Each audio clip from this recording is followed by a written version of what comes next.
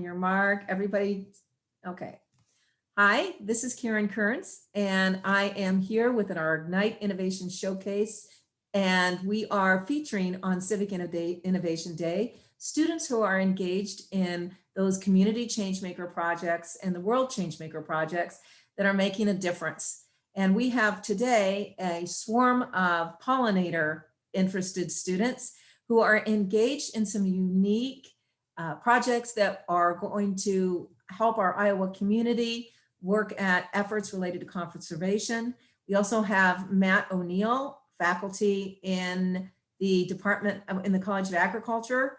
Matt is engaged in advising a lot of these students in the student projects. So I'd just like to spend a little time elevating these students who are doing conservation work and ask them a little bit about what they are going to do as part of their pollinator projects. So Joy, I might start with you. I understand you were the Iowa Honey Queen. Yes, I was. I served as the 2018 Iowa Honey Queen. And what does that mean? So I was an ambassador for the Iowa Honey Producers Association and the Iowa beekeeping industry as a whole. And a big part of my role was educating the public about what honeybees do for them, and to help them learn about more about what beekeepers do, and about bees in general. So I was able to visit several schools and libraries and do programming, and especially with kids, that was my favorite, to educate several hundred people about bees in my term as Iowa Honey Queen. That's very inspiring. I understand you're also involved in 2 other pollinator projects. Can you share a little bit about those? The bee project for the insect signature. Yeah, so the first project that I'm working on is an overwintering project. We're partnered with the University of Illinois at Champaign-Urbana, and we have a sister project going on over there. But basically, we're testing the efficacy of insulating hives for winter survival. So in my role, I did a lot of our data collection for that. And that was a study to help beekeepers understand if it was worth getting these commercial wraps or if their colonies were okay on their own. And then the other pollinator project I'm working on is an initiative where I'm working with some engineers to use technology to best identify, to see if we can use technology to identify insects in fields. Great, and why would that be important? So for that pollinator project, it's important in a lot of different aspects because it would help farmers identify pest insects in their fields so they could more efficiently apply pesticides. But in another aspect, it can be important in the conservation of the rusty patch bumblebee, where we can identify its habitat and help ensure that that species is no longer endangered. That's admirable work, Joy, and I really appreciate you talking to us a little bit about what's going on there. How did you get engaged as a student in some of these things? So my interest in bees comes from my involvement in 4-H. And so I started beekeeping as a 4-H project. So it was very natural for me in college to start working with a lab that does a lot of work with bees. And then making all of those connections and networking with other entomologists allowed me to step into my research positions as well. That's great. Thank you for sharing with us today. And that's going to allow us to also focus a little bit on Elizabeth Smith here. Elizabeth is one of our innovation fellows, and she is also working on a pretty big pollinator project. Elizabeth, can you share a little bit about what you are doing in this area? Yeah, so I have like Karen said, pretty big goal of getting Iowa State certified as a Bee Campus USA. This is an initiative offered by the Xerces Society, which does a lot of work with invertebrates, so insects primarily. The Xerces butterfly, I believe, is extinct. And that's why they chose that specifically, because they're doing a lot of conservation work. And pollinators are a really big part of that. Iowa State is a tree campus USA, so kind of a similar initiative. But currently there are only 2 other universities in the state of Iowa with this designation and 1 bee city USA. So very similar initiatives, just, city versus campus. And I started this project in the fall semester of this year, but it did kind of fall to the back burner because I was trying to do it by myself, and that it really felt impossible.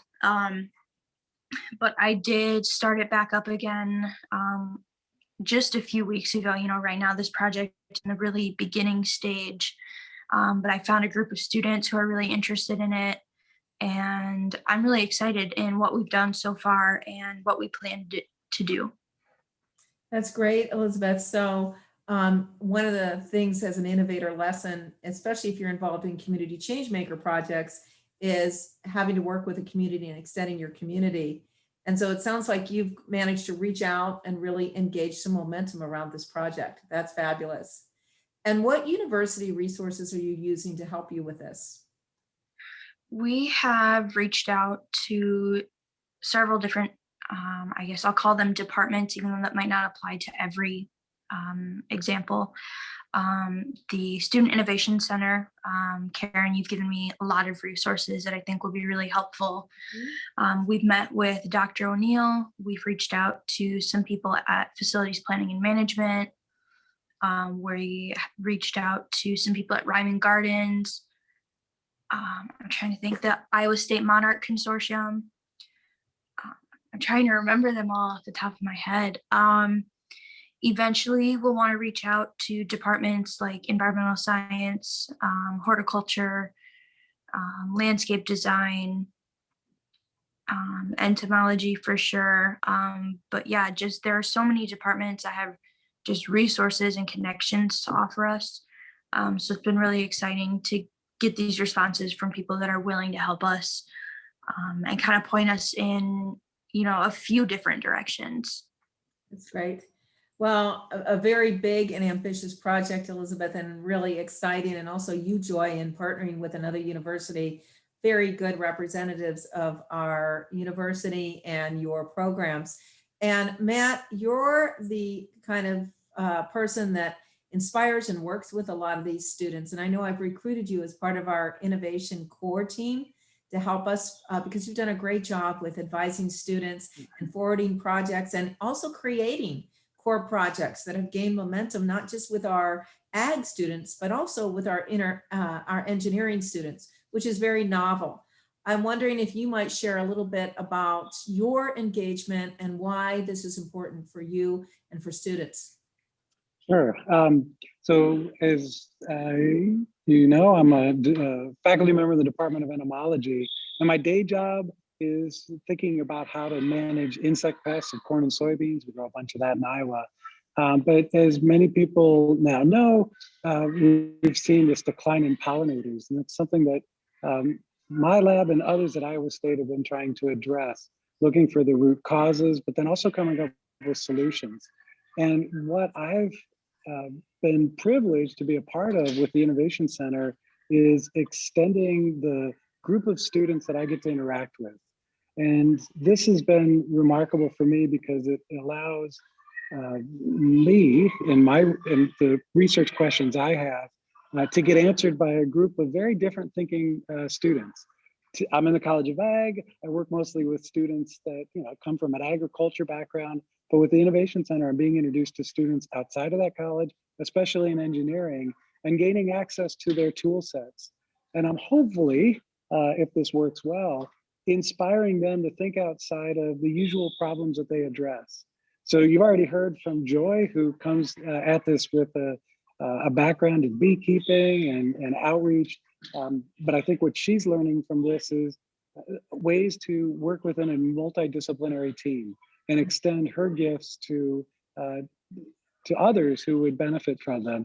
And Elizabeth, I'm learning from her. I wasn't aware of the Bee Campus program through the Xerxes Society. And I'm excited by the way she's acting as an interconnector, a facilitator of a bunch of different groups on campus that may not all work together. And it's exciting to see students make those connections and hopefully allow us to have an even bigger impact than we are as we remain in our own silos. That's fabulous. I am too inspired and admiring and impressed by the ambitious projects that our students are taking on. And I really love that they can utilize us in service to their bigger goals and see that they can lead and we can follow and we can do things with them. And so I'm just very proud and impressed of the work you're doing. And I look forward to seeing what happens next. So this is Karen Kearns with Joy, Elizabeth, and Matt signing off for our Civic Innovation Day. Bye, team. Bye.